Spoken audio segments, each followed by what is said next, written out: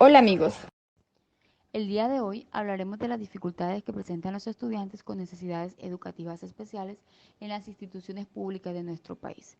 Esta es una de las problemáticas más evidentes, sin embargo, en algunos casos pasa desapercibida porque se ha relacionado con las malas pautas de crianza, mal comportamiento, necesidad de llamar la atención, hasta llegar al punto de ser juzgados. El término de necesidades educativas especiales es lo que actualmente utilizamos para referirnos a ese grupo de sujetos anteriormente llamados de educación especial o deficientes en el resultado de una evolución ideológica, social y educativa. Con el paso del tiempo, las concepciones sociales respecto a determinados grupos marginales se han ido suavizando y haciéndose menos segregadoras en aras de hacer más partícipe a esta población.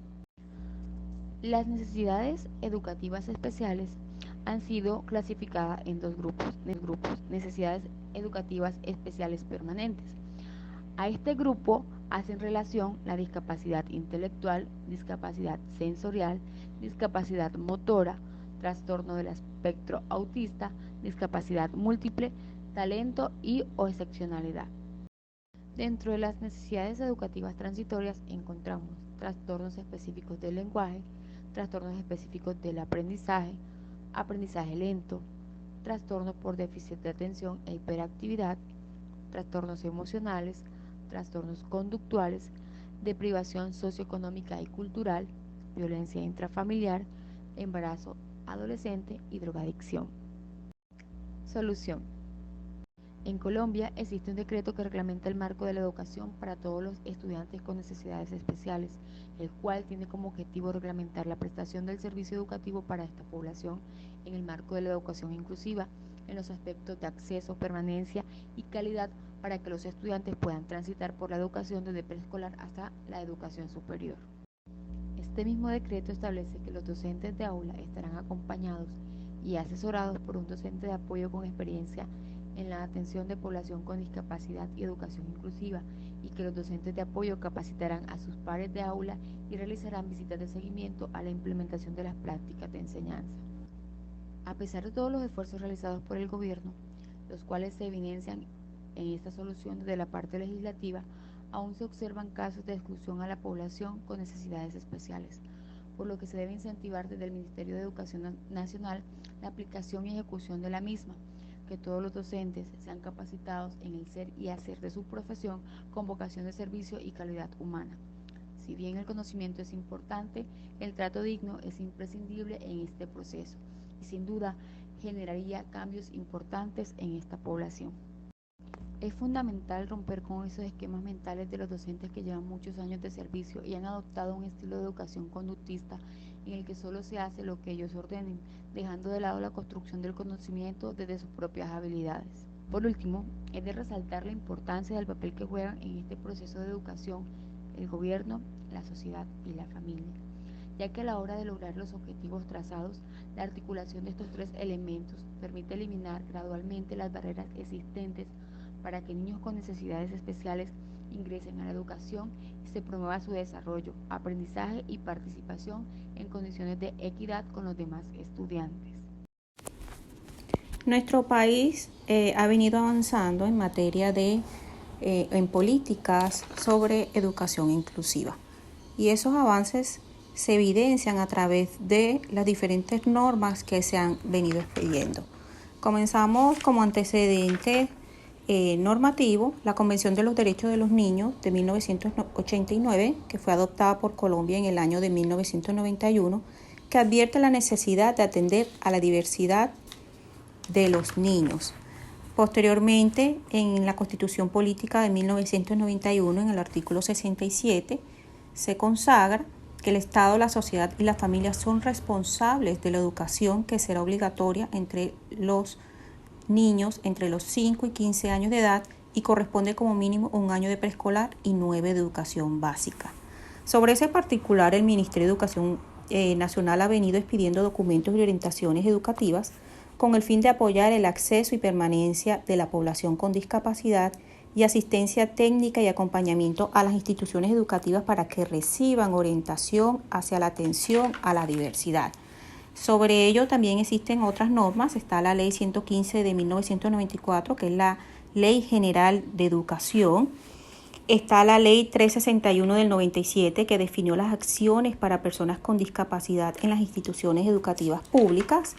Encontramos la Ley 1346 del 2009, por medio de la cual se aprueba la Convención sobre los Derechos de las Personas con Discapacidad, adoptada por la Asamblea General de la ONU en el año 2006. La Ley 1618 del 2013, por medio de la cual se establecen las disposiciones para garantizar el pleno ejercicio de los derechos de las personas con discapacidad.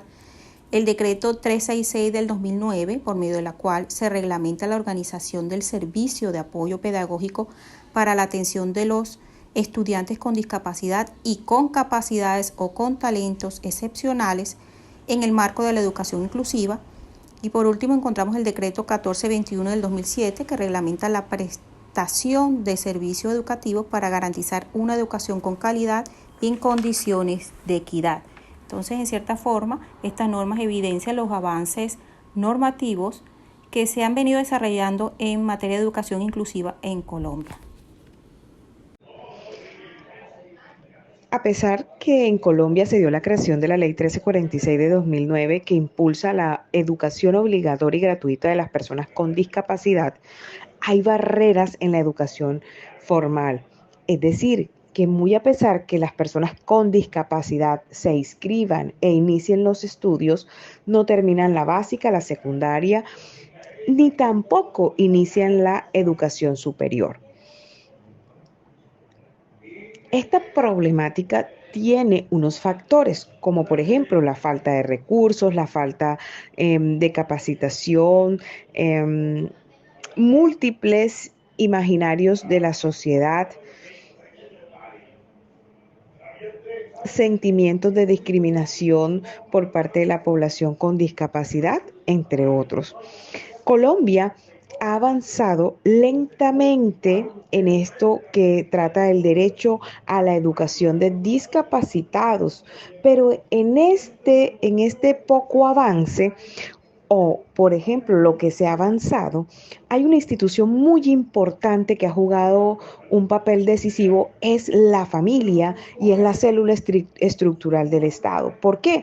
Porque ha utilizado herramientas como las tutelas para defender el derecho fundamental de la educación, las vedurías, los monitoreos, en fin, la activa participación y qué más que el compromiso como familias. Pero la Constitución de 1991 también nos lleva a la preocupación por un acceso y la calidad a la educación. Inmediatamente se emite la Ley 30 de 1992 orientando el servicio público a la educación superior. Es por eso que en el artículo primero se dice que la educación superior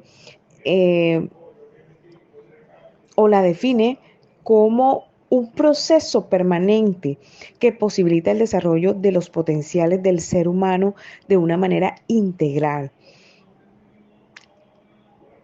que se realiza posterior a la educación media o secundaria y tiene el objeto de formación profesional y académica.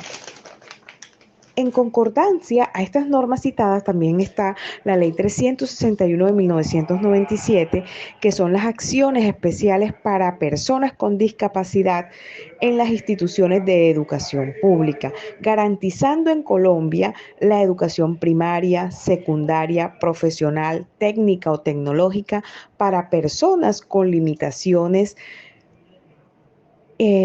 dándoles un ambiente apropiado a sus necesidades. Es por eso que aquí surge una gran red colombiana de universidades para la discapacidad. Entre ellas está la Universidad Nacional y la Universidad de Antioquia, que fueron las primeras y que se dedicaron a la discapacidad visual y auditiva. Luego se unió la Universidad del Rosario.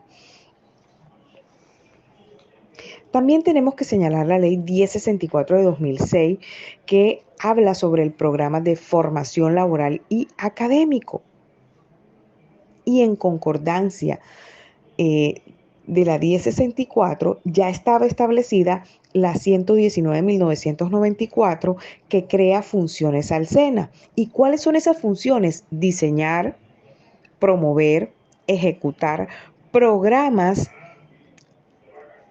dedicados de manera integral a la formación de personas con discapacidad.